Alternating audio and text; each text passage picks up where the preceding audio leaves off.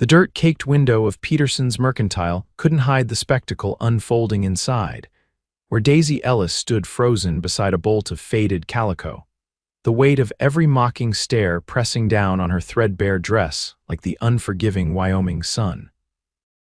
Salt Lake City, Utah Territory, 1876. Daisy had known this trip was a risk. The 25 miles from her family's struggling homestead to Salt Lake City represented the farthest she'd traveled in years, but necessity had driven her here. The supplies they needed couldn't wait another month, not with winter approaching and her father's health failing. So she donned her best dress, a 5-year-old garment that had been mended more times than she cared to count, and made the journey. Now, standing amid the fine ladies of Salt Lake City with their fashionable bustles and pristine gloves, she wished she'd stayed home. "Is that a dress or a patchwork quilt?" whispered Mrs. Hoffman, the banker's wife, loudly enough for everyone to hear. Her companions tittered behind lace handkerchiefs. "I dare say it's seen more sunsets than that old clock tower," added Mrs. Porter, gesturing to Daisy's faded blue cotton dress with its careful mending along the seams. Daisy clutched her worn leather purse tighter, focusing on the mental list of supplies: seeds for spring planting, coffee, sugar, ammunition for hunting, medicine for father. Each item represented hours of work: eggs she'd collected, butter she'd churned, quilts she'd sewn by candlelight. Every penny had been earned through labor that would make these pampered women faint. She reached for a bolt of sturdy cotton, trying to ignore the stares when Mrs. Hoffman gasped dramatically. "She isn't actually considering that fabric, is she, for a new dress?" "Darling, you'd be better served by a potato sack. At least it would be a novelty." The laughter that followed burned Daisy's cheeks and made her fingers tremble. 22 years old, and she felt like a schoolgirl again, being taunted for her hand-me-downs. She considered abandoning her shopping, returning to the wagon, and heading home without the supplies they desperately needed. Pride wasn't worth more than survival. "I'd like 3 yards of this, please," she said to the shopkeeper, her voice quiet but steady. Before the man could respond, the bell above the door jingled and the shop fell silent. Daisy didn't turn, focusing instead on counting out the coins she'd brought. She had calculated the cost down to the penny and couldn't afford any mistakes. "Ladies," came a deep voice from behind her. "Beautiful day to be spending money, isn't it?" The titters and whispers transformed instantly into welcoming greetings and fluttered eyelashes. Daisy still didn't look up, not wanting to draw any more attention to herself. "Mr. Russell, how fortunate to see you," gushed Mrs. Hoffman. "We were just discussing the season's new fabrics. What brings you to town today?" "Supplies, same as everyone," the man replied, and Daisy heard his boots cross the wooden floor toward the counter where she stood. "Excuse me, miss, don't mean to rush you." Daisy finally looked up and nearly gasped. She'd heard of Noah Russell, of course. Everyone within 100 miles knew of the Rocking R Ranch and its owner. The most successful cattle operation in the territory, they said. The man himself stood taller than she'd expected, broad-shouldered in a clean black coat despite the trail dust on his boots. His face was weathered from sun and wind, but his eyes were kind beneath the brim of his hat. She guessed him to be in his early 30s. "I'm nearly finished," she managed, turning back to the shopkeeper. 3 yards of this cotton and the items on this list, please." As the shopkeeper began gathering her supplies, Mrs. Porter sidled closer to Noah Russell. "We were just remarking on the interesting fashion choices of our country visitors," she said with a meaningful glance toward Daisy. "So quaint, don't you think?" Noah Russell looked at Daisy for a long moment, his expression unreadable. She braced herself for more humiliation. Men like him didn't associate with dirt farmers' daughters in patched dresses. "Actually," he said, his voice carrying through the now silent store, "I think she's the finest woman in here." The shocked gasps were audible. Daisy's head snapped up, certain she'd misheard. "I beg your pardon, Mrs." Hoffman sputtered. Noah Russell removed his hat, revealing dark hair in need of a trim. "I said she's the finest woman here. That dress has seen honest work, which is more than I can say for some of the fancy garments I see." His eyes met Daisy's, and there was something in them respect, perhaps that made her stand a little straighter. A woman who works hard and makes do with what she has is worth 10 of those who judge by appearances. Mrs. Hoffman's face turned an unflattering shade of crimson. Well, I never know, madam, I expect you never have, Noah interrupted politely. Never had to make something last or decide between new fabric and food for your table. He turned back to Daisy. Don't mind them, miss. Some folks mistake costly for valuable. The silence in the store was deafening. Daisy hardly knew what to say, but she managed a quiet thank you before turning back to collect her purchases. As she paid for her goods, she was acutely aware of Noah Russell standing nearby, waiting his turn. The society women had moved to the far side of the store, whispering furiously among themselves. Miss, the shopkeeper handed her the wrapped packages. Will you be needing help carrying these to your wagon? Before Daisy could respond, Noah stepped forward. I'd be happy to assist if the lady permits. Daisy hesitated. She wasn't accustomed to accepting help, especially from strangers, particularly not wealthy strangers who had just defended her honor in front of the town's most influential women. That's very kind, but I can manage, she said, gathering the packages into her arms. Noah nodded, respecting her decision. At least allow me to get the door for you. As they moved toward the exit, Mrs. Hoffman made one last attempt to save face. Mr. Russell, we're having a small gathering this evening at our home. Perhaps you'd care to join us. The mayor will be there and Judge Wilson. Noah paused with his hand on the door. Thank you for the invitation, Mrs. Hoffman, but I have business to attend to. He tipped his hat politely and held the door open for Daisy. Outside in the bright sunshine, Daisy took a deep breath of fresh air, feeling as though she'd escaped from a cage. Her wagon was hitched at the end of the street, and she started toward it with her packages. Miss. Noah Russell had followed her out. I meant what I said in there, no disrespect intended. Daisy stopped and turned to face him. No disrespect taken, Mr. Russell, though I can't imagine what prompted such gallantry toward a stranger. A smile creased his tanned face. My mother raised me to recognize quality when I see it, and to call out pettiness when I hear it. He gestured to her packages. You sure I can't help you with those? My horse is right here, and I'd be happy to walk with you to your wagon. Something about his straightforward manner put her at ease. All right then, thank you. As they walked down the dusty street, Daisy was conscious of curious glances from townsfolk. Noah Russell wasn't just wealthy, he was also unmarried, which made him the subject of considerable interest among families with eligible daughters. I gather you're not from Salt Lake City, he asked, carrying the heavier of her parcels. No. Our homestead's northeast of here in the shadow of the Uinta Mountains. Ellis Farm, recognition flickered in his eyes. Thomas Ellis's place with the creek running through it. Yes, you know it. Passed by it a few times, moving cattle to the railhead. Good water there. He glanced at her. You're Thomas's daughter, then? I am, Daisy Ellis. She found herself curious about his knowledge of their small farm. Most people don't know our place. I make it my business to know the territory. Your father has that orchard started, doesn't he? Saw some young apple trees last time I rode through. Yes, though they're not bearing much yet. She was surprised by his observation. Father believes they'll do well in that soil. They reached her wagon, a weathered but sturdy vehicle with a team of 2 reliable draft horses. Noah placed her packages carefully in the back.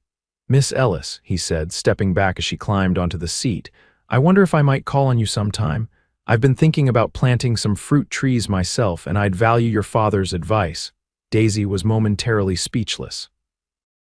Men like Noah Russell didn't call on women like her, no matter what gallant things they might say in mercantile stores. I'm not sure my father is well enough for visitors, she said honestly. He's been ill this past winter. Concern crossed Noah's face. I'm sorry to hear that. Is there anything you need? A doctor, perhaps? Thank you, but we're managing. Pride kept her from admitting just how difficult things had been, and we do have medicine now. She gestured to her purchases. Noah nodded, respecting her boundaries. Well, the offer stands. If you need anything, the Rocking R is open to you and your father. He stepped back from the wagon. Safe travels, Miss Ellis. "Thank you, Mr. Russell, for everything." She picked up the reins and clicked to her horses, keenly aware of his gaze following her as she drove away. The journey home gave Daisy ample time to think.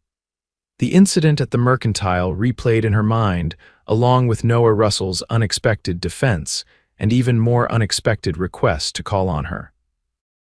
By the time she reached the familiar lane leading to their small farmhouse, she had convinced herself it had been nothing more than a kind gesture from a man with good manners. The Ellis farm sat in a gentle valley, bordered by a creek on one side and rising foothills on the other.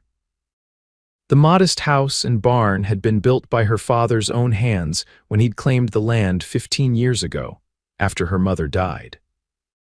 The apple orchard, 20 young trees in neat rows, represented Thomas Ellis's hope for the future, a crop that might someday bring more security than their current subsistence farming.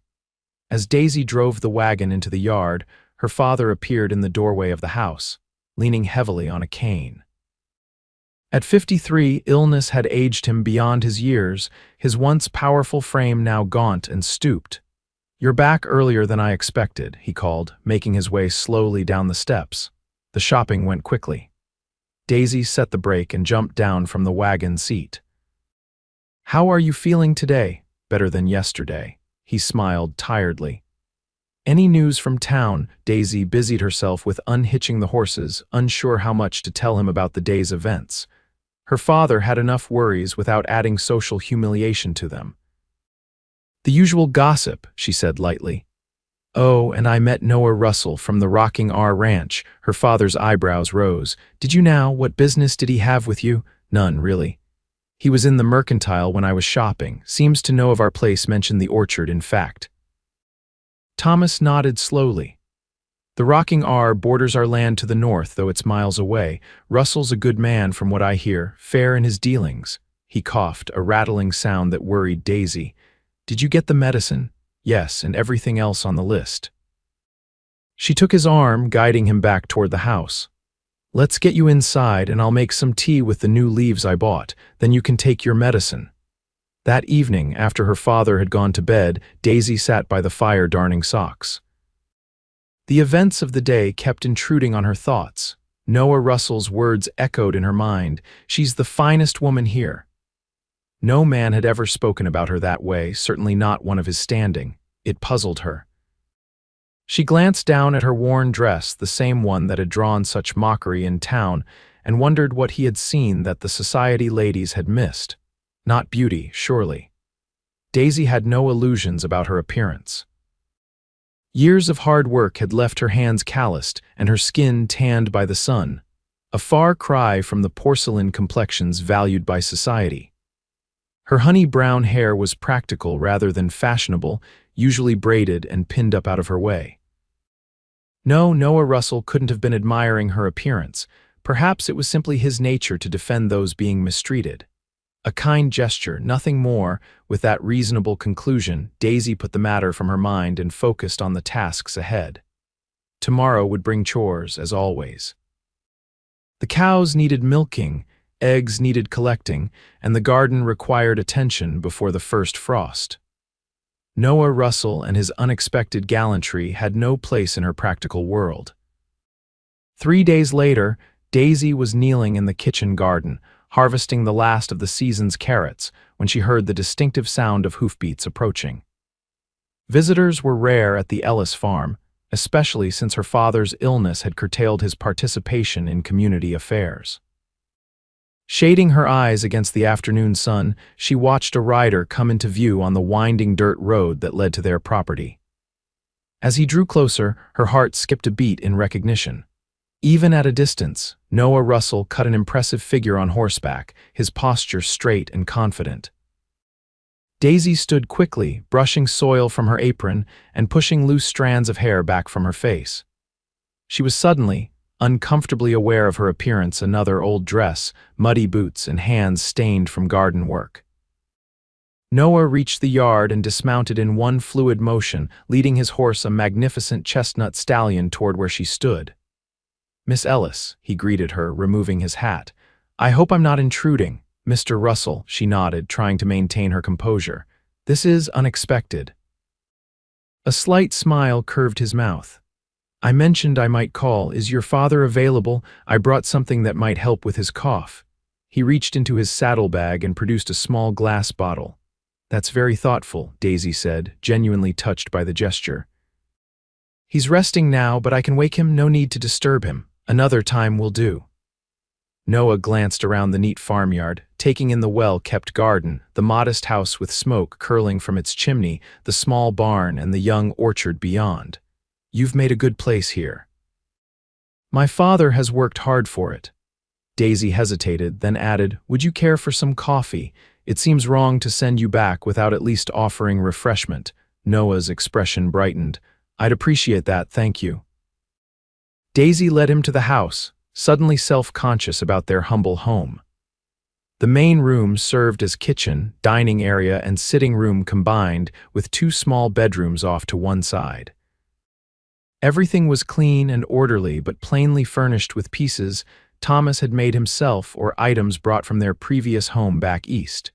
She busied herself at the stove, stoking the fire and setting a pot of water to boil, while Noah stood respectfully near the door, hat in hand. Please sit down, she offered, gesturing to the table. I'm afraid we don't stand on ceremony here. Ceremony's overrated, he replied, taking a seat at the worn wooden table. His presence seemed to fill the small room, making it feel both smaller and somehow more important than it had before. As she prepared the coffee, Daisy was acutely aware of his gaze. You said you've passed our farm before, she said to break the silence. Do you move your cattle through this area often? Once or twice a year. We drive them to the railroad at Echo for shipping east. He placed the medicine bottle on the table. This is from my ranch manager's wife. Willow bark and honey with a few other herbs. She's part Shoshone, learned healing from her grandmother. It's helped my men through many a winter illness. Daisy brought 2 cups of coffee to the table and sat across from him. Thank you, we'll try anything that might help at this point. She hesitated, then asked directly, Mr. Russell, why are you really here? He looked somewhat taken aback by her directness. I told you I wanted to bring the medicine and perhaps talk to your father about his orchard. That's very kind, but there are many orchards closer to your ranch with more experienced growers than my father. Daisy met his gaze steadily. And I can't help but think you must have more important matters to attend to than delivering medicine to strangers. Noah took a sip of his coffee before answering. You're right, of course. Direct questions deserve direct answers. He set his cup down carefully. The truth is, Miss Ellis, I've been thinking about what happened in town. Those women had no right to treat you that way. It's hardly the first time I've encountered such attitudes, Daisy said, trying to dismiss it, and while your intervention was appreciated, it wasn't necessary. Maybe not necessary for you, you seem more than capable of handling yourself, but perhaps it was necessary for me. He leaned forward slightly. I've spent 10 years building the rocking R from nothing. I know what it is to work until your hands bleed and your back feels broken. To choose between necessities because you can't afford both. Daisy was surprised by this admission. I thought the rocking R was well established. Now it is. But when I came west after the war, I had nothing but the clothes on my back and what I'd learned working on my uncle's farm in Missouri. His expression grew distant. I started as a ranch hand, saved every penny, bought my first few head of cattle and built from there. Nothing was given to me. This revelation changed her perception of him, yet now you're among the territory's wealthiest ranchers. I've been fortunate, he acknowledged, but I haven't forgotten what it was like at the beginning. When I saw those women mocking your dress, a garment that's seen honest work, it reminded me of people who judged me when I was struggling. He met her eyes directly. I didn't speak up just for your sake, Miss Ellis. I spoke up because someone should. Daisy found herself touched by his honesty. Well, whatever your reasons, I appreciate it. She offered a small smile, and the coffee's getting cold. Noah smiled back and took another drink. Excellent coffee, by the way, better than what my cook manages, and he's paid handsomely. They sat in companionable silence for a moment before a weak voice called from the bedroom. Daisy, is someone here? Daisy rose immediately. My father's awake. Would you like to meet him? I'd be honored. She led Noah to her father's bedroom where Thomas Ellis sat propped up against his pillows, his face pale but alert. "Father, this is Mr. Noah Russell from the Rocking R Ranch. Mr. Russell, my father, Thomas Ellis." Thomas raised his eyebrows in surprise but extended a thin hand. "Mr. Russell, this is unexpected. Mr. Ellis," Noah shook his hand firmly. "I've admired your place when passing through, particularly your orchard. It's well situated." Thomas brightened visibly at the mention of his prized project. "It's still young, but I have high hopes. The soil drains well, and that eastern slope gives good morning sun without the harsh afternoon heat." "Exactly what I noticed," Noah agreed. "I've been considering adding an orchard to my own property and would value your thoughts." For the next half hour, Daisy watched in amazement as her father engaged in the most animated conversation she'd seen from him in months. Noah asked thoughtful questions about rootstock, grafting techniques, and soil preparation, jotting occasional notes in a small book he carried. By the time the conversation wound down, Thomas was visibly tiring, though his eyes remained bright with the pleasure of sharing his knowledge. "I should let you rest," Noah said, noticing the older man's fatigue, "but I'd like to continue this conversation another time if you're willing." "I'd like that," Thomas replied. "Not many folks around here interested in pomology." "I brought something for your cough," Noah added, and Daisy fetched the bottle from the kitchen. "My ranch manager's wife made it. 2 spoonfuls morning and night, she says." Thomas accepted the gift with genuine gratitude. "Very kind of you, Mr. Russell." After saying goodbye to Thomas, Daisy walked Noah back outside to his horse. The afternoon sun was beginning to lower, casting long shadows across the farmyard. "Thank you," she said quietly. "I haven't seen my father so animated in months. His illness has been difficult." Noah nodded understanding. "Isolation makes everything harder." He hesitated, then added, "Miss Ellis, I'd like to call again if that's acceptable. Perhaps this weekend. I could bring some books on fruit cultivation I've collected." Daisy found herself wanting to say yes, even as caution told her to maintain her distance. Men of Noah Russell's standing didn't typically pursue friendships with homesteaders' daughters without reason. "My father would enjoy that," she said carefully. "And you?" His gaze was direct. "Would you find my company objectionable?" "No," she admitted. "I wouldn't find it objectionable at all." A smile warmed his features. "Saturday, then. I could arrive around midday. Saturday would be fine." She watched as he mounted his horse with the easy grace of a man who'd spent most of his life in the saddle. "Until then, Miss Ellis." He tipped his hat and turned his horse toward the road. Daisy stood watching until he disappeared around the bend, wondering what exactly had just happened, and why the prospect of Saturday suddenly made her heart beat faster than it had any right to. That night, after her father had taken the herbal remedy and fallen into the most peaceful sleep he'd had in weeks, Daisy sat by the fire with her mending, thoughts drifting to Noah Russell. His interest in their small farm puzzled her. While his story of building his ranch from nothing explained some of his empathy, it didn't account for his continued attention. Perhaps it was simple neighborliness, though their properties could hardly be called adjacent. Or maybe he genuinely was interested in orcharding. Whatever his reasons, she found herself looking forward to his return with an anticipation that both excited and alarmed her. Saturday dawned clear and cool, a perfect autumn day. Daisy rose earlier than usual, determined to complete her chores with time to spare. She milked the cows, collected eggs, kneaded dough for bread, and swept the house from top to bottom. By mid-morning, she had even found time to pick the last of the fall apples from their older trees for a pie. Her father noticed her unusual energy. "The house hasn't been this clean since spring," he commented with a knowing smile. "One might think we're expecting important company." Daisy felt her cheeks warm. "Mr. Russell was kind enough to bring your medicine. The least we can do is offer him a decent meal in return." Thomas's eyes twinkled. "Of course, simple hospitality." Despite her protests, Daisy did take extra care with her appearance, washing her hair and pinning it more carefully than usual. She chose her Sunday dress still modest and well-worn, but the best she owned, and even added a touch of her mother's old rosewater behind her ears. Noah arrived promptly at midday, this time in a small wagon rather than on horseback. Daisy met him in the yard, trying to ignore the flutter in her stomach at the sight of him in a clean white shirt and dark vest. "Miss Ellis," he greeted her with a warm smile, "you're looking well today." "Thank you, Mr. Russell, as are you," she nodded toward his wagon. "That seems like more than just a few books." "I may have brought a few other things," he admitted, reaching into the back of the wagon. "Some preserves my housekeeper put up, a new medical journal with an article on respiratory ailments," and he lifted a wooden crate carefully. "Something I thought might interest your father." Daisy's curiosity was piqued. "What is it?" "A sapling, Baldwin apple.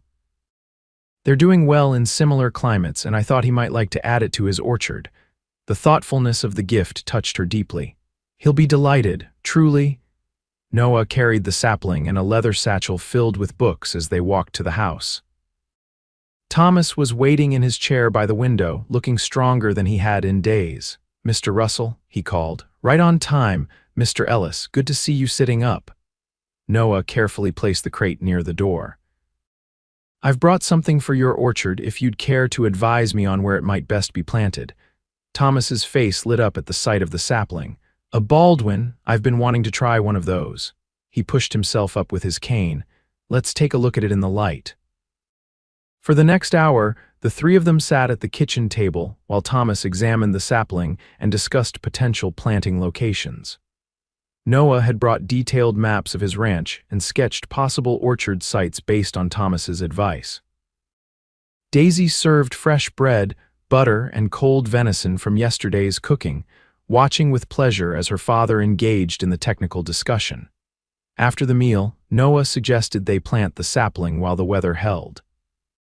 "If you'll direct us, Mr. Ellis, Miss Ellis and I can do the physical work." Thomas agreed eagerly, and they moved to the orchard. Daisy fetched the shovel while Noah carried the sapling, and her father supervised from a nearby stump, calling out instructions for the proper depth and spacing. As Daisy dug the hole, she was surprised when Noah removed his vest and rolled up his sleeves to help. Most wealthy ranchers she knew would have considered such labor beneath them. "You don't have to," she began. "I want to," he said simply, taking the shovel to widen the hole. "Been a while since I've had dirt under my fingernails, miss it sometimes." They worked together companionably, preparing the soil, gently placing the young tree and tamping the earth around it. Thomas watched with evident satisfaction. "That's a fine addition," he said when they'd finished. "With proper care, it should start bearing in 3 or 4 years." "I'll look forward to sampling the first fruits," Noah replied, wiping his hands on a handkerchief, "though I expect I'll need guidance along the way." "Happy to provide it," Thomas assured him. Not many folks around here appreciate the long game of fruit trees, too focused on immediate returns. As the afternoon progressed, Thomas eventually tired and returned to the house to rest. Noah and Daisy found themselves walking alone along the creek that bordered the property, the autumn sun casting golden light through the cottonwood trees. "Your father's knowledge is impressive," Noah commented. "He could write a book on the subject." "He practically has," Daisy replied. "He keeps extensive journals. It's been his passion since we moved here after Mother died." "I'm sorry about your mother. It was long ago. I was only 7. Daisy stooped to pick up a smooth stone from the creek bank. This place was her dream, actually. She was the one who wanted to come west, to build something of our own. Noah nodded, understanding. "That's what brought many of us here, the chance to create something from nothing, answering to no one but ourselves and nature." "And you've certainly succeeded," Daisy observed. "The rocking R is known throughout the territory. It's grown beyond what I imagined," he admitted. "Sometimes I miss the earlier days when I knew every head of cattle personally and did all the work myself." "You don't work with the cattle anymore?" Daisy asked. Noah laughed. "Oh, I still get my hands dirty during roundup and calving season. Can't help myself. But with over 2,000 head now, I spend more time on ledgers than lassos." He glanced at her. "What about you? Has farming always been your calling?" Daisy skipped her stone across the creek, watching it bounce 4 times before sinking. I never really considered it a calling. It was simply life what needed doing. After mother died, father needed help, so I learned everything I could. By the time I was old enough to consider other paths, this place had become part of me. No thoughts of marriage, a home of your own. The question was casual, but his eyes were watchful. There haven't been many opportunities, she said honestly. Most young men around here left for the silver mines or went further west. Those who stayed were looking for wives who brought more to the marriage than knowledge of apple grafting and a farm heavily mortgaged. She smiled wryly. And now, with father's health, I couldn't leave anyway. They walked in silence for a moment before Noah spoke again. You undervalue yourself, Miss Ellis. Loyalty and hard work are worth more than a dowry or social connections. Perhaps to some, she acknowledged, but rarely to those making practical marriage decisions. I've never had much patience for the practical when it conflicts with the valuable. Noah stopped walking and turned to face her. Miss Ellis Daisy, if I may, I'd like to call on you again, not just to discuss orchards with your father, but to spend time with you. Daisy felt her pulse quicken. Mr. Russell, Noah, please. Noah. His name felt intimate on her tongue. I'm flattered, truly, but I'm also practical. We come from different worlds. You're building an empire. I'm trying to save a small farm from foreclosure. His eyes widened slightly. Is it that serious? Daisy immediately regretted her candor. We'll manage. We always do. Noah studied her face for a long moment. I respect your practicality, but I'm asking for the chance to know you better, not proposing a merger of assets. A smile tugged at his lips. Though I would point out that my empire, as you call it, was a leaky cabin and 30 head of cattle not so long ago. His humor broke the tension, and Daisy found herself smiling back. Very well, I'd welcome your visits if you truly wish to make them. I do. The simple declaration carried weight beyond its words. As they walked back toward the house, the setting sun casting their shadows long across the ground, Daisy felt a cautious hope rising within her, not just for her father's health or the farm's survival, but for possibilities she hadn't allowed herself to imagine before. The weeks that followed brought changes to the Ellis farm. Noah Russell became a regular visitor, arriving every Saturday with books, newspapers from Salt Lake City, and often small gifts, coffee, sugar, or dried fruits his cook had prepared. More importantly, he brought conversation and connection to their isolated lives. For Thomas, these visits became the highlight of the week. His health improved steadily, partly due to the herbal remedy Noah had brought, but also, Daisy suspected, because of the mental stimulation and sense of purpose the younger man provided. Noah took Thomas's orchard advice seriously, even bringing his ranch foreman once to consult about irrigation methods Thomas had developed. For Daisy, the visits awakened feelings she had long suppressed. Each Saturday, she found herself watching the road for the first sign of Noah's wagon, her heart lifting at his appearance. Their conversations ranged widely from books they'd both read to debates about territorial politics, from farming techniques to childhood memories. Noah spoke of his experiences in the war, serving with the Union cavalry as a young man, and his journey west afterward. Daisy shared stories of her mother and their early years on the homestead. As October turned to November, a new rhythm established itself. Noah would arrive by midday, spend the afternoon with Thomas discussing agriculture or business, then join Daisy for a walk while her father rested. These walks grew longer each week, their conversations deeper. On a crisp November afternoon, with the first dusting of snow on the distant mountains, they stood by the creek watching the last of the golden leaves drift from the cottonwoods. Winter's coming early this year, Noah observed, his breath visible in the cold air. The squirrels have been gathering like mad, Daisy agreed, and the bees sealed their hive weeks ago. Noah smiled at her observation. You notice things others miss. It's important living out here. The land and animals tell you what you need to know if you pay attention. She pulled her shawl tighter against a sudden breeze. Without comment, Noah removed his coat and placed it around her shoulders, the wool still warm from his body. The gesture was simple but intimate, and Daisy found herself struggling to maintain her composure as his hands lingered briefly on her shoulders. "Better?" he asked softly. "Yes, thank you, but now you'll be cold." "I've endured worse." He stood close beside her, their shoulders almost touching. "Daisy, there's something I've been wanting to ask you." The seriousness in his voice made her turn to face him. "What is it?" "The Founders' Day celebration is happening in Salt Lake City next weekend. There's a dinner and dance at the town hall." He met her eyes directly. "Would you consider attending with me?" Daisy's first instinct was to refuse. The memory of her humiliation at the Mercantile was still fresh, and the thought of facing those same society women as Noah Russell's companion was daunting. "I don't think that would be wise," she said carefully. "You must know how people would talk." "Let them talk," he replied. "I'm not asking for their approval. It's different for you," Daisy pointed out. "You're Noah Russell of the Rocking R. I'm just a farmer's daughter in A," she faltered. "In a dress that's seen honest work," he finished for her. "Yes, I remember, and my opinion hasn't changed." "Noah," she sighed. "Even if I wanted to go and part of me does, I don't have anything suitable to wear to such an event. I can't afford a new dress, and I won't embarrass you by appearing in my old one." He was quiet for a moment. "What if that concern were addressed? Would you consider it then?" "How would it be addressed?" she asked suspiciously. "Leave that to me." He held up a hand when she began to protest. "Not as charity, Daisy. Consider it a business matter." "A business matter? How is a dress business?" Noah's expression grew thoughtful. "Your father mentioned that you do exceptional needlework. He showed me that quilt you made last winter, the one with the star pattern." "Yes, but my sister is arriving from Boston next week.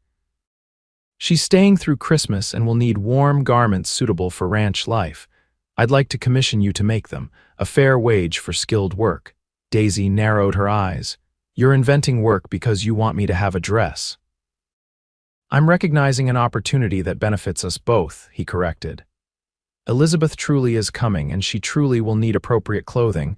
You truly are skilled, and you truly could use the income." His eyes twinkled. "The timing is merely fortunate." Despite herself, Daisy laughed. "You're persistent, Mr. Russell. When something matters, yes." He took her hand gently. "Say you'll come, please." The warmth of his hand around hers and the sincerity in his eyes broke down her resistance. "All right," she agreed softly. "If I can manage a suitable dress, I'll accompany you to the Founders' Day celebration." His smile was worth any potential embarrassment she might face. "Excellent. I'll bring Elizabeth to meet you this week to discuss her needs. And Daisy," his expression grew serious again. "Thank you for trusting me." As he helped her back toward the house, his coat still around her shoulders, Daisy wondered if she was being foolish. Opening her heart to Noah Russell meant risking pain if he eventually tired of his country diversion.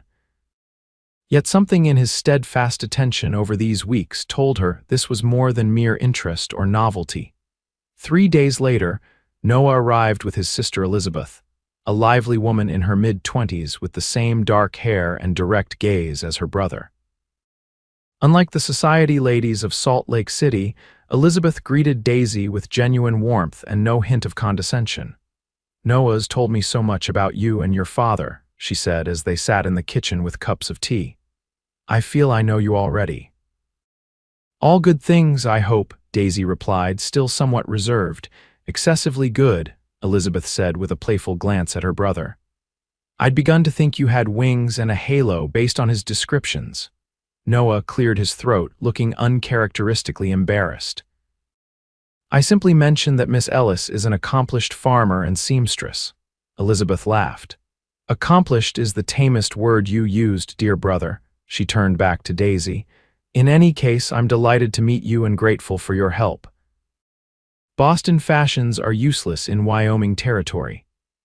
They spent the next hour discussing Elizabeth's needs: riding skirts, warm blouses, a practical coat, and taking measurements. Noah had brought several bolts of fabric, far more expensive than Daisy would have chosen for herself. "This is too much," Daisy protested when she saw the fine wool and cotton. "Working clothes don't require such quality."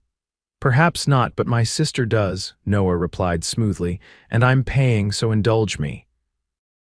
When business was concluded and they'd agreed on a generous payment for Daisy's work, Elizabeth asked to see the orchard Thomas had mentioned. Noah accompanied his sister outside, giving Daisy a moment alone with Thomas, who had been watching the proceedings with interest.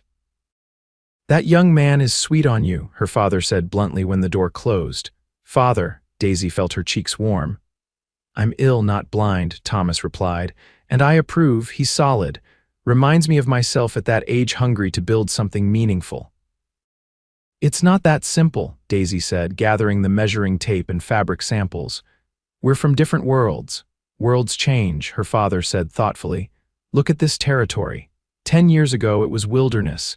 Now there's a railroad, towns, commerce." He reached for her hand. "Don't let fear of differences keep you from happiness, daughter." Before Daisy could respond, the door opened again as Noah and Elizabeth returned. "Your orchard is charming," Elizabeth told Thomas.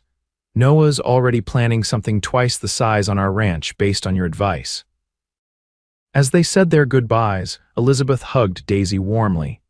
"I'll see you at the Founders' Day celebration," she said. "Noah's been talking of nothing else for days." With only 5 days until the event, Daisy threw herself into sewing. First, she cut and assembled a simple dress for herself from the finest fabric. Noah had brought a deep green wool that complemented her honey brown hair and brought out the flecks of gold in her hazel eyes. The style was modest but flattering, with a fitted bodice and fuller skirt than her everyday dresses. She added delicate embroidery at the collar and cuffs, working late into the night by lamplight. By Saturday afternoon, both her own dress and the first of Elizabeth's garments were complete. Thomas watched with pride as Daisy emerged from her bedroom in the new dress, her hair arranged in a style she remembered her mother wearing for special occasions. "You look like her," he said softly. "Your mother would be proud." A knock at the door announced Noah's arrival. When Daisy opened it, the expression on his face made every hour of work worthwhile. He stared at her for a long moment, seeming at a loss for words. "You look." He finally managed, "absolutely beautiful." "Thank you," she said, suddenly shy under his intense gaze. "The fabric makes all the difference." "No," he said firmly. "It's the woman wearing it." The journey to Salt Lake City passed quickly as Noah told her about the Founders' Day traditions and the people they would meet. His obvious excitement was contagious, and Daisy found her nervousness giving way to anticipation. "Elizabeth will meet us there," he explained. "She went in yesterday to stay with friends. She's looking forward to seeing you again." As they approached the town, Daisy's anxiety returned. The streets were crowded with well-dressed people heading toward the town hall, which was decorated with bunting and lanterns for the occasion. "Perhaps this wasn't such a good idea," she murmured as Noah helped her down from the wagon. He took her hand firmly in his.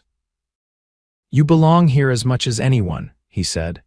"More than most, in fact. This territory was built by people willing to work and sacrifice, not by those who judge others based on the newness of their clothes." His confidence bolstered her courage, and she nodded. "All right, let's go in." The town hall had been transformed for the celebration. Lanterns hung from the rafters, casting a warm glow over tables laden with food. A small orchestra played in one corner, and dozens of people filled the space with conversation and laughter. As they entered, Daisy was acutely aware of heads turning in their direction. Noah Russell's arrival at any event would draw attention. Noah Russell with Daisy Ellis on his arm caused a sensation. She caught sight of Mrs. Hoffman and Mrs.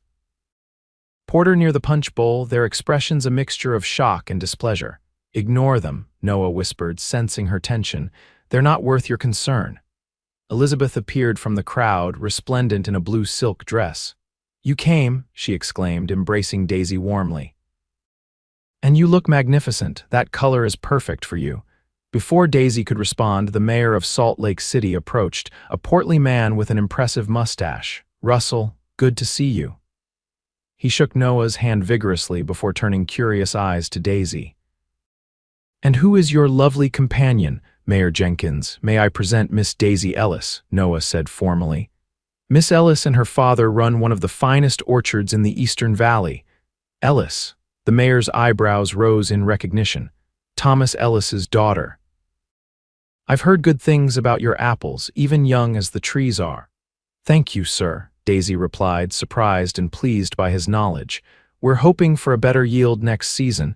You must tell me more about your cultivation methods, the mayor continued. My own fruit trees are a constant disappointment. For the next several minutes, Daisy found herself engaged in a detailed discussion about fruit trees with the mayor and several other gentlemen who joined their circle. Noah stood beside her, occasionally adding a comment but mostly watching with evident pride as she spoke knowledgeably on her favorite subject. When the orchestra began playing a waltz, Noah turned to her. "May I have this dance, Miss Ellis?" Daisy hesitated. "I should warn you, I haven't danced in years, not since school." "I'll lead," he promised, guiding her toward the dance floor. As Noah's hand settled at her waist and he took her other hand in his, Daisy was intensely aware of his proximity. They began to move with the music, and she was surprised at how naturally they fell into rhythm together. "You're doing wonderfully," Noah murmured as they circled the floor. "You're a good leader," she replied, growing more confident with each step. As they danced, Daisy gradually became aware that they were the subject of considerable interest. Women whispered behind fans, and men cast speculative glances in their direction. She caught Mrs. Hoffman's pinched expression as they passed. "Everyone's watching us," she said quietly. "Let them," Noah replied, his eyes never leaving her face. "They're watching because you outshine every woman here and they know it. Now you're being ridiculous," she laughed, though his words sent a warm glow through her. "I'm being honest." His hand tightened slightly at her waist. Daisy, whatever he had been about to say was interrupted as the music ended and applause broke out around them. Noah reluctantly released her, though he kept her hand in his as they moved off the dance floor. The remainder of the evening passed in a blur of dancing, conversations, and delicious food. To Daisy's surprise, many people sought her out after learning she was Thomas Ellis's daughter. Her father's reputation as an innovative farmer extended further than she had realized, and several landowners expressed interest in his orchard techniques. Even more surprising was the number of women who approached her with genuine friendliness. Elizabeth introduced her to a circle of friends who welcomed her without reservation, and the wife of the territorial judge engaged her in a long discussion about preserving fruit. "Your young man is quite the catch," the judge's wife commented with a knowing smile. "Half the eligible women in the territory have set their caps for him, but he's never shown serious interest in anyone until now." Daisy felt her cheeks warm. "Mr. Russell and I are friends. He's been very kind to my father and me during a difficult time." The older woman's eyes twinkled. "My dear, a man doesn't look at a friend the way he looks at you, but don't worry, your secret is safe with me."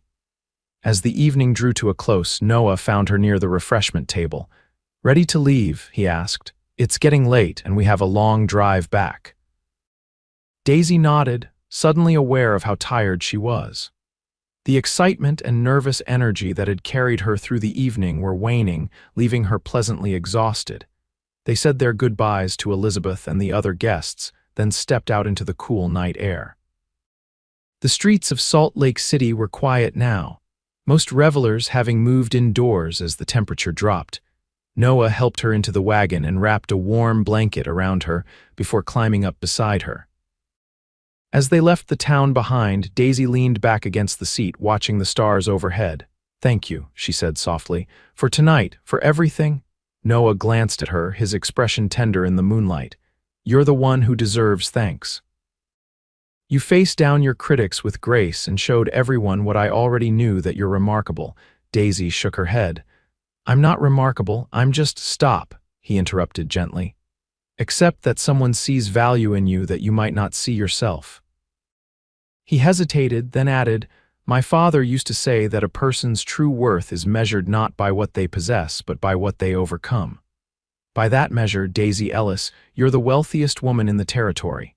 His words touched something deep within her. For years, she had defined herself by what she lacked: education, wealth, opportunity. Noah saw beyond those limitations to the person she was beneath them.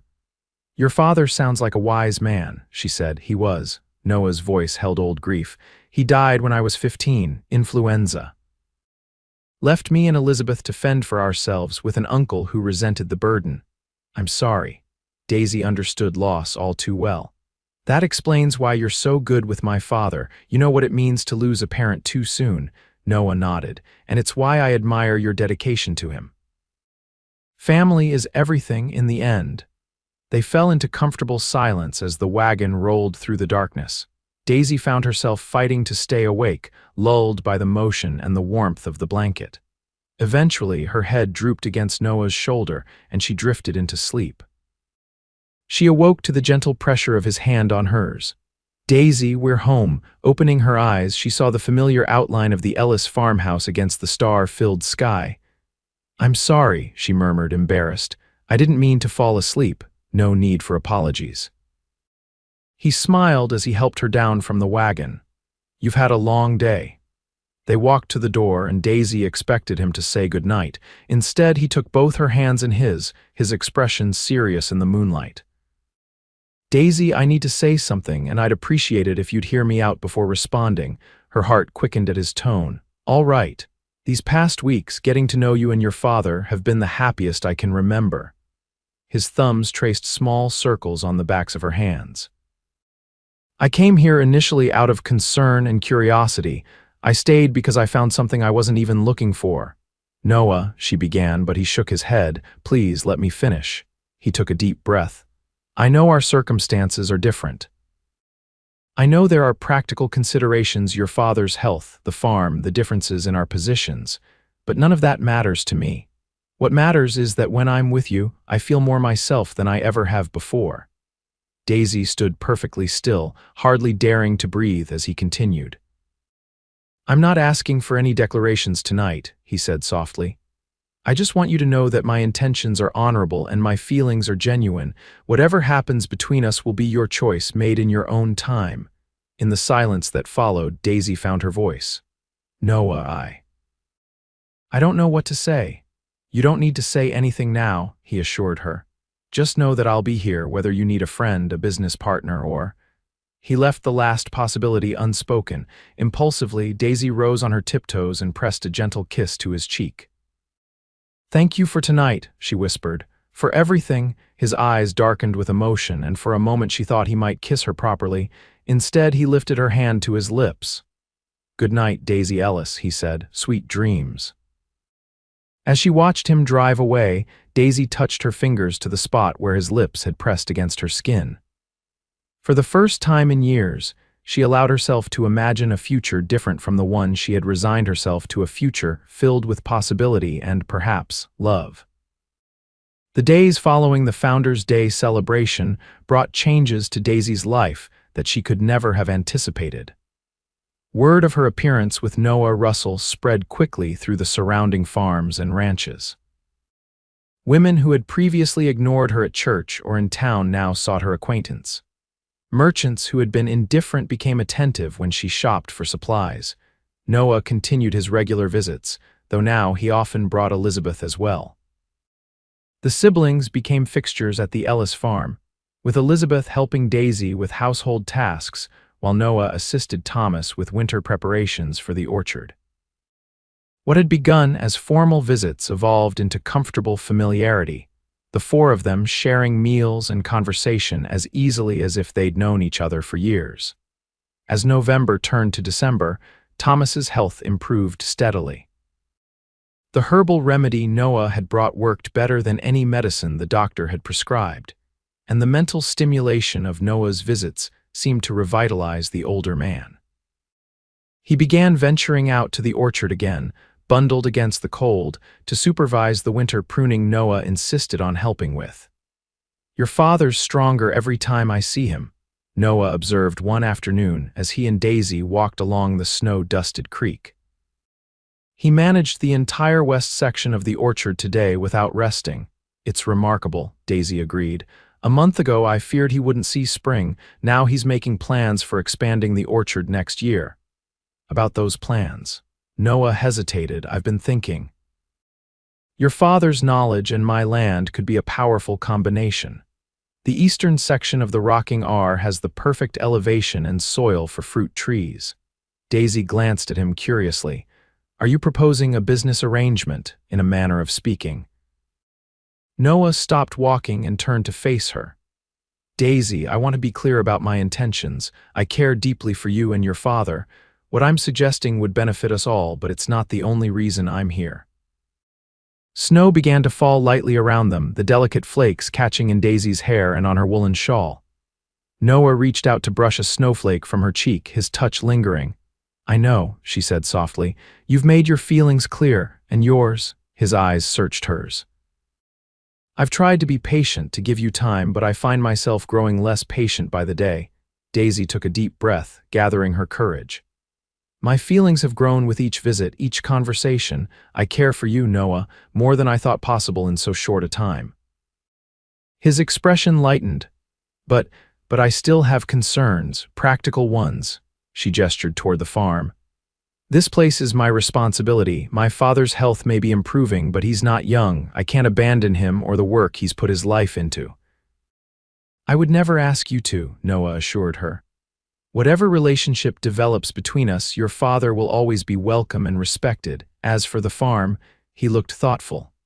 There are many possibilities. We could maintain both properties, hire a manager for one, join the operations. You've given this considerable thought, Daisy observed. I've thought of little else, he admitted. Daisy, I'm not asking for answers today. I'm asking for your openness to possibilities. A smile curved her lips. I think I've demonstrated that already. 2 months ago, I would never have imagined attending the Founders' Day celebration on your arm, yet there I was. Indeed you were, he agreed, his own smile warming his features. The most beautiful woman in the room, despite what certain ladies might have thought. They were actually quite civil, Daisy noted. Even Mrs. Hoffman asked about father's health. Self-interest, Noah said wryly. They've realized you're someone worth knowing, because of you. No, his tone was firm, because of who you are. I merely provided the opportunity for them to see what I recognized immediately. The snow fell more heavily now, creating a hushed intimacy around them. Noah took a step closer, his eyes never leaving hers.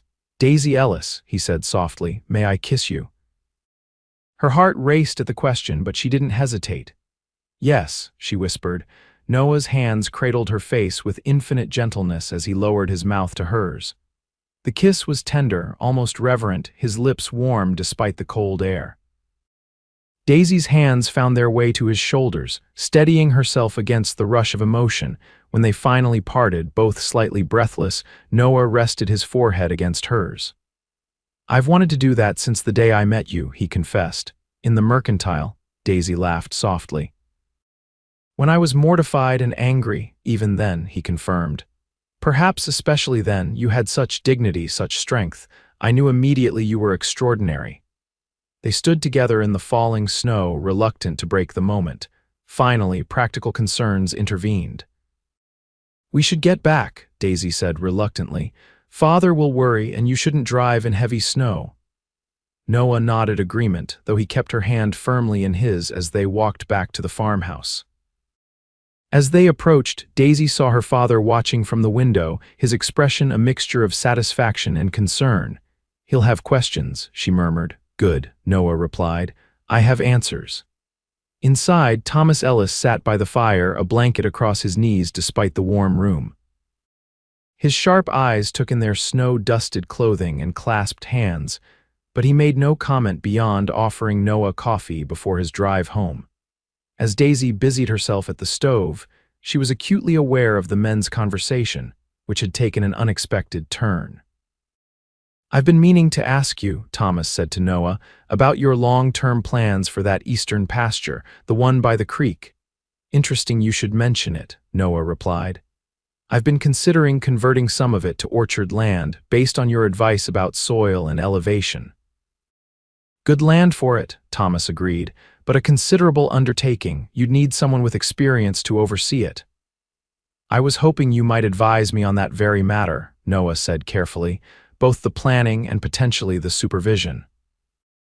Daisy turned from the stove, surprised by the direction of their conversation. Her father caught her eye and smiled slightly before returning his attention to Noah. That would depend on several factors, Thomas said. Including my daughter's thoughts on the matter, Noah nodded understanding. Of course, any arrangements would need to accommodate everyone's needs and wishes. The conversation moved to technical details of orchard planning, but Daisy understood the undercurrent. Her father was giving his tacit approval to whatever relationship might develop between her and Noah, while also ensuring his own place in any future plans. By the time Noah left, the snow had accumulated several inches, and Daisy worried about his journey back to the rocking R. "Stay on the main road," she cautioned as he prepared to leave, "and send word when you arrive safely." "I will," he promised, his eyes warm with affection, "though it's not the first snowstorm I've driven through and the ranch is only an hour away in good conditions." "Still," she insisted, "I'll worry until I know you're home." Noah's expression softened at her concern. "I'll send one of the hands first thing tomorrow," he assured her. He glanced toward the house where Thomas had discreetly withdrawn to give them privacy. "Daisy, I meant what I said earlier." "About us, about possibilities." "I know," she replied quietly. "I'm beginning to believe in those possibilities myself." He kissed her once more, a gentle promise, before climbing into his wagon and setting off through the falling snow. Daisy watched until the vehicle disappeared from sight, then hurried back to the warmth of the house. Her father looked up from his chair by the fire. "That young man is in love with you," he stated matter-of-factly. "Father." Daisy felt her cheeks warm despite the chill she'd brought in from outside. "It's not a criticism," Thomas clarified. "Quite the opposite. Noah Russell is exactly the kind of man I'd choose for you if the choosing were mine."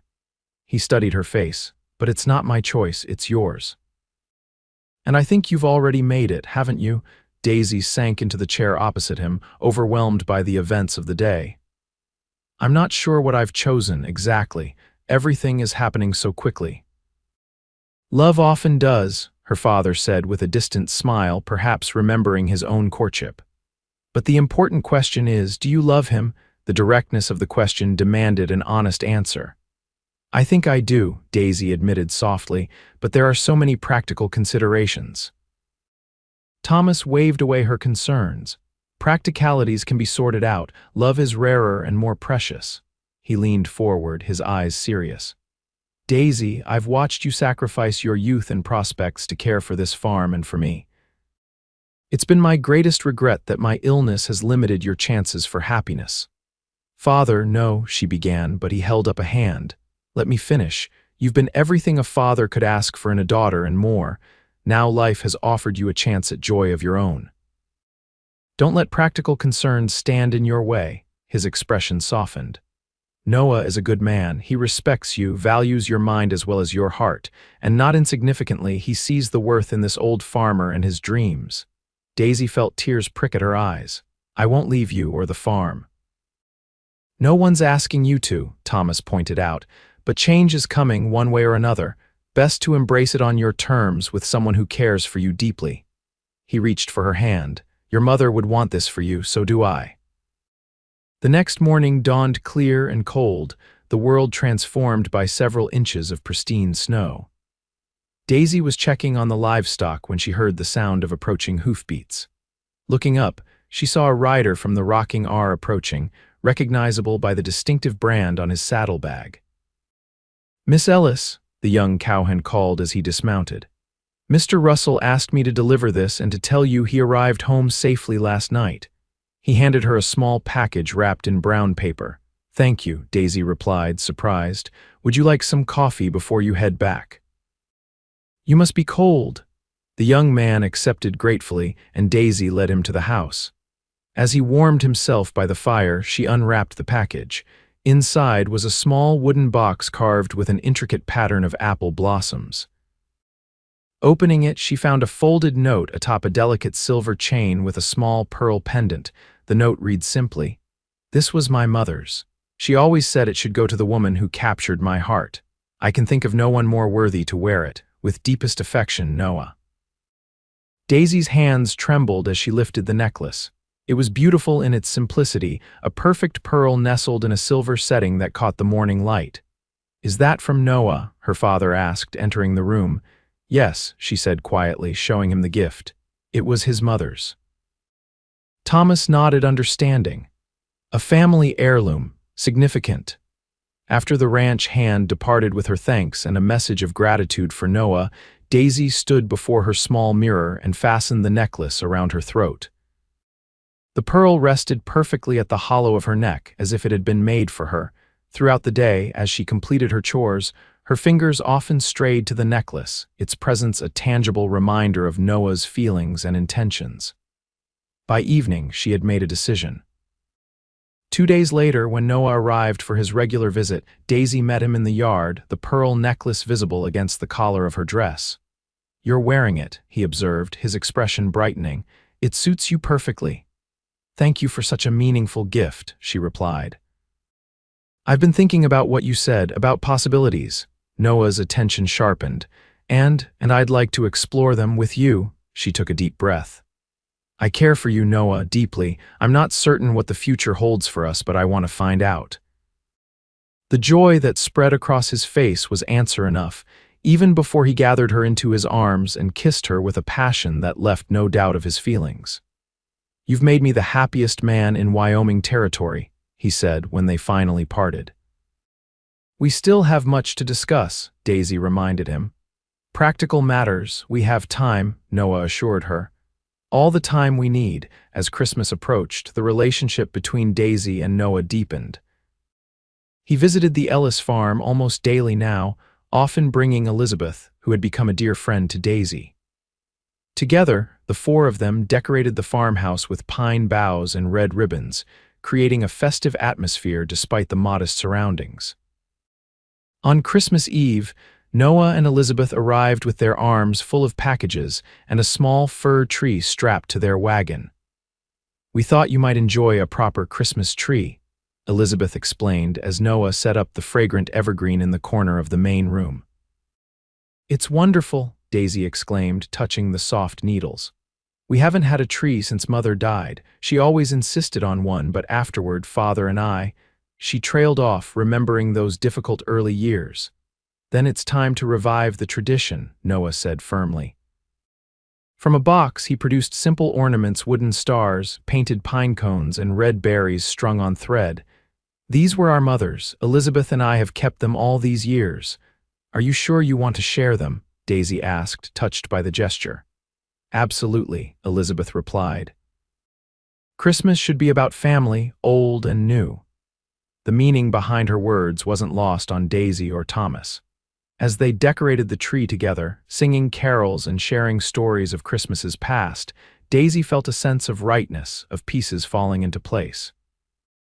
After a festive dinner of roast venison and Elizabeth's cranberry pudding, they exchanged gifts around the fire. Thomas received books on horticulture from Noah and a warm woolen scarf Daisy had knitted. Elizabeth was delighted with the riding skirt and jacket Daisy had made for her. When it was Daisy's turn, Noah handed her a small package. "This is just part of your gift," he explained. "The rest will have to wait until tomorrow." Inside the package was a beautiful leather-bound journal. "For recording your orchard observations," Noah said. "Every successful grower needs to keep detailed notes." "It's perfect," Daisy said sincerely.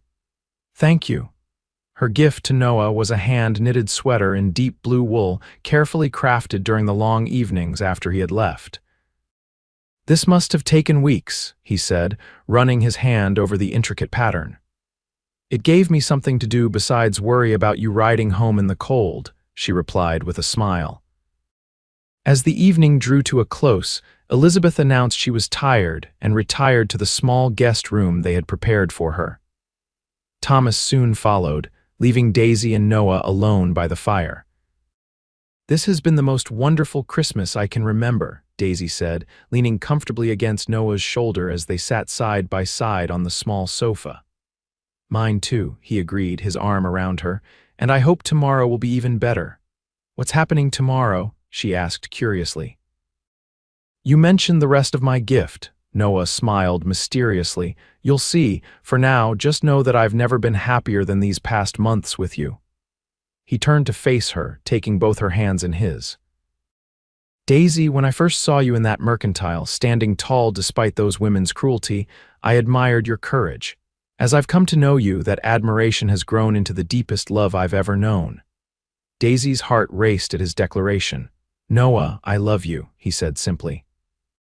"I don't need more time to be certain of that. I know we still have details to work out, plans to make, but the most important thing, how I feel about you, is settled in my mind and heart."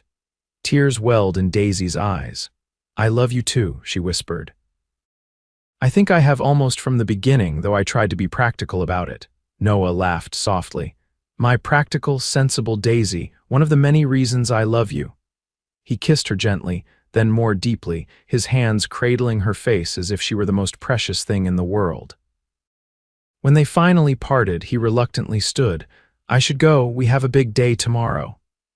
"Will you tell me nothing about this mysterious gift?" Daisy pleaded. "Only that you should be ready to ride out to the rocking R mid-morning," he replied with a smile. "Elizabeth will stay with your father, who, by the way, is already aware of our plans." "You've discussed this with father?" Daisy was surprised. Of course, some matters require a father's input.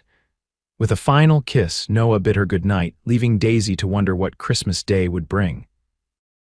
She slept little that night, her mind filled with possibilities and hopes. By the time dawn broke, clear and cold, she had already been up for hours, preparing breakfast and ensuring the livestock were fed and watered. When Noah arrived at mid-morning with a comfortable sleigh to carry them through the snow, Daisy was waiting, dressed in her best woolen dress, and the warm coat Elizabeth had insisted on giving her as an early Christmas gift the week before. "You look beautiful," Noah said as he helped her into the sleigh and tucked warm buffalo robes around her. "You still won't tell me where we're going?" she asked as they set off, the bells on the horse's harness jingling merrily in the crisp air. "To the rocking R," he replied, though his smile suggested there was more to it. "I want to show you something." The journey to Noah's ranch took almost an hour, giving Daisy time to appreciate the winter landscape. The snow-covered hills and valleys sparkled in the sunshine, and the sky above was a perfect, clear blue. As they crested a rise, the rocking R came into view. Daisy had never visited Noah's home before, and she was impressed by the scale of it. A large main house of hewn logs stood proudly on a hill, with several outbuildings, barns, and corrals spread out below it. Smoke rose from the chimney, and a few ranch hands could be seen tending to livestock. "It's beautiful," she said sincerely. "Thank you." Noah's voice held pride and something else, anticipation, perhaps. "I built the house myself with help from my men, started with just 2 rooms and expanded as the ranch grew." He guided the sleigh not to the main house, as Daisy expected, but to a smaller structure about a quarter-mile away, near a creek that cut through the property.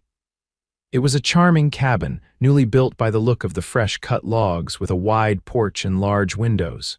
"Whose home is this?" Daisy asked as they came to a stop. "No one's yet," Noah replied, helping her down from the sleigh. "That's part of why we're here." Curious, Daisy allowed him to lead her to the cabin door. Inside, she found a single large room, warm from a fire already burning in a stone fireplace. The furnishings were simple but beautiful: a table and chairs, a comfortable sofa, and bookshelves built into the walls. Large windows offered views of the creek and distant mountains. "Noah, it's lovely," she said, turning in a slow circle to take it all in. "When did you build this?" "I started it the day after the Founders' Day celebration," he admitted. "I wanted a place that could be ours if you chose to accept my proposal." Daisy's breath caught as Noah took her hands in his. "Proposal?" "Daisy Ellis," he said, his voice filled with emotion. "These past months have shown me what truly matters in life, not wealth or status or others' opinions, but love, partnership, and shared purpose." He reached into his pocket and withdrew a small velvet box. "You've brought joy into my world that I never expected to find. Will you marry me, share your life with mine, and make this cabin our first home together?" Opening the box, he revealed a ring, a perfect diamond flanked by small pearls, set in gold. It was elegant but not ostentatious, exactly what Daisy would have chosen herself. For a moment she could only stare at the ring, overwhelmed by emotion. Then she looked up into Noah's hopeful eyes and found her voice. "Yes," she said, her heart overflowing with happiness. "Yes, I will marry you." Noah's face lit with joy as he slipped the ring onto her finger. "It fits," he observed with satisfaction. "How did you know my size?" she asked, admiring the way the stones caught the light. "Elizabeth," he admitted with a grin. "She borrowed one of your gloves on the pretense of using it as a pattern." Daisy laughed, not at all surprised by the subterfuge. "Sneaky, both of you." "There's more," Noah said, taking her hand and leading her toward a door at the back of the cabin. "This is the rest of your Christmas gift." Opening the door, he revealed a second room, smaller than the first but equally warm and welcoming. What captured Daisy's attention, however, was the large table in the center, covered with papers, books, and what appeared to be architectural drawings. "What is this?" she asked, approaching the table. "Plans," Noah explained, standing beside her. "For our future, for combining our dreams." Spreading out the papers, he showed her detailed drawings of a much expanded orchard, covering acres of the eastern portion of the rocking R. There were plans for irrigation systems based on Thomas's designs, a nursery for cultivating new varieties, and even a small processing facility for preserving and shipping fruit. "You've thought of everything," Daisy said, amazed by the scope of the plans. "Not just me," Noah corrected. "Your father helped. He's been consulting with me for weeks whenever you were busy with chores." He pointed to notes in Thomas's distinctive handwriting on several of the documents. "This will be a true partnership, my land, your expertise." Daisy felt tears welling in her eyes. "And father." "Where does he fit?" "Wherever he chooses," Noah assured her. "This cabin has a third room not yet finished that could be his, or he could stay in the main house with us after we marry, or maintain the Ellis farm. It's entirely his decision and yours." "You've considered every possibility," she marveled. "I wanted you to know that loving me doesn't mean sacrificing anything, not your father, not your work, not your dreams." Noah's expression was earnest. "I'm not asking you to become someone else, Daisy. I fell in love with exactly who you are." Overcome with emotion, Daisy threw her arms around him. "I love you," she whispered against his chest. "So much." He held her close, his cheek resting against her hair. "Does that mean you approve of the plans? They're perfect," she assured him. "Just like this cabin, just like the ring, just like this entire day." "There's one more thing," Noah said, a hint of mischief in his voice. He reached for a covered basket on a nearby shelf and removed the cloth, revealing a bottle of champagne and 2 glasses. "I thought we might celebrate our engagement." As he poured the sparkling wine, Daisy took in the cozy room with its large windows overlooking the snow-covered landscape. "When could we move in?" she asked. "As soon as you like. The main room is finished, as you can see. This room needs a bit more work and the bedroom isn't fully furnished yet." He handed her a glass. "I thought you might want to choose some things yourself, make it truly ours."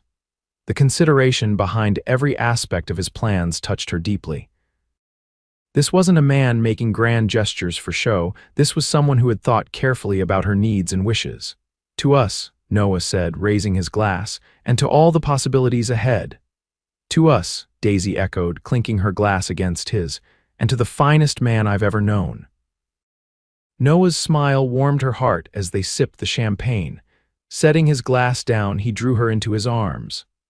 "I promise to spend the rest of my life making you happy," he murmured before kissing her with a tenderness that brought tears to her eyes.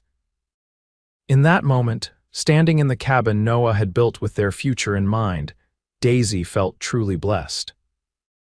From the humiliation of that day in the mercantile had come the greatest joy she could imagine, a love born of respect and understanding, a partnership of equals despite their different circumstances. As snow began to fall gently outside the windows, Daisy and Noah stood together, planning their future amid the blueprints and proposals that represented their shared dreams. The old dress that had once marked her as an object of ridicule was now just a memory, replaced by the knowledge that Noah had seen her true worth from the beginning. "When shall we marry?" Noah asked as they sat together by the fire discussing their plans. "Spring," Daisy suggested. "After the last frost, when the apple blossoms are in bloom, it seems fitting." Perfect, he agreed. That gives us time to prepare properly, and for me to finish this cabin exactly as we want it. They spent the remainder of Christmas Day exploring the rocking R and finalizing their plans. Noah showed Daisy the main house, the barns, and the land he had set aside for their orchard. By the time they returned to the Ellis farm that evening, they had sketched out the next year of their lives together. Thomas and Elizabeth were waiting with supper prepared and knowing smiles. One look at Daisy's radiant face and the ring on her finger told them everything they needed to know. She said yes then, Thomas said, his eyes twinkling as he embraced his daughter. Was there ever any doubt? Elizabeth laughed, hugging her brother. Over the coming months, news of their engagement spread throughout the territory. The same society women who had once mocked Daisy's dress now called on her with congratulations and invitations. Mrs. Hoffman even went so far as to offer her home for the wedding reception, though Daisy politely declined, preferring a simpler celebration at the rocking R. Winter gave way to spring, the snow melting to reveal the first green shoots of new life. The cabin was completed according to their specifications, with a comfortable bedroom, a study for Thomas, and even a small conservatory where Daisy could start seedlings for the orchard. Thomas Ellis, growing stronger with each passing day, divided his time between his own farm and the rocking R, supervising the preparation of land for what would become the largest orchard in the territory. As April turned to May and the apple trees burst into fragrant bloom, final preparations for the wedding were made. Daisy, with Elizabeth's help, created a simple but elegant gown of ivory silk, embroidered with tiny apple blossoms along the hem and sleeves. On the morning of the wedding, as Elizabeth helped her dress, Daisy found herself reflecting on the journey that had brought her to this day.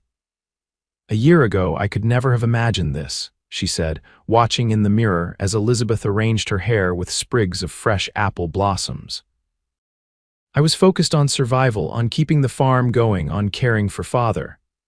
And now," Elizabeth asked, placing the final flower, "now I understand that surviving isn't the same as living." Daisy touched the pearl necklace Noah had given her, which complemented her engagement ring perfectly. "Noah taught me that. You taught him a few things too," Elizabeth observed. "My brother was successful before he met you, but he wasn't truly happy. He is now." When Daisy emerged from the house on her father's arm, the sight that greeted her took her breath away. The entire rocking R had been transformed for the occasion.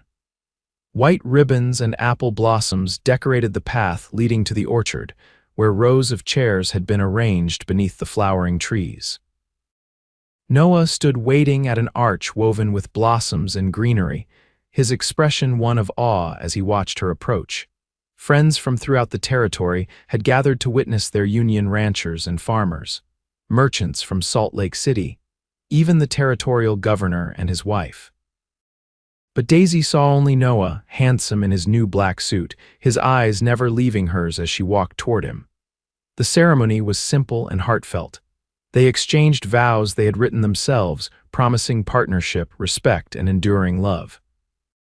When the minister pronounced them husband and wife, Noah kissed her with such tenderness that several guests were seen wiping away tears. The celebration that followed lasted well into the evening, with music, dancing, and a feast that showcased the best of what both ranching and farming had to offer. As dusk fell, lanterns were lit among the apple trees, creating a magical setting for their first dance as husband and wife. "Happy?" Noah asked as they moved together beneath the blossoming branches. "Beyond words," Daisy replied, her heart full to bursting. "Everything is perfect, including your dress," he noted with a smile, admiring the gown she had made, "though you would have been the finest woman here in sackcloth." Daisy laughed, remembering their first meeting. "You've been saying that since the day we met, and I'll keep saying it," he promised, "for the rest of our lives." As they danced beneath the stars, surrounded by friends and family, the apple blossoms drifting down around them like fragrant snow, Daisy knew she had found not just love, but a true partnership of heart, mind, and purpose. The mocking voices of that day in the mercantile were long forgotten, replaced by the certainty that Noah had seen her true worth from the beginning, not in the clothes she wore or the status she held, but in the strength of her character and the love in her heart. In the years that followed, the Ellis Russell orchard became famous throughout the West for its innovative techniques and exceptional fruit. Thomas Ellis lived to see his grandchildren born, and his dreams for the orchard exceeded beyond his wildest expectations.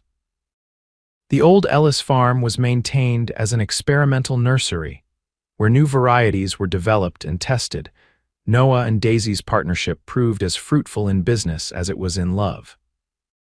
They raised 3 children, 2 sons and a daughter in the cabin by the creek, eventually expanding it as their family grew. The main house of the Rocking R became a gathering place for agricultural experts from across the country, eager to learn from their success. And if visitors to Salt Lake City sometimes heard the story of how Noah Russell had defended a farmer's daughter in a dress that had seen better days, declaring her the finest woman present, well, neither Noah nor Daisy minded. For that moment of recognition had blossomed, like their beloved apple trees, into a life of extraordinary richness and beauty, a testament to seeing beyond appearances to the true worth that lies within.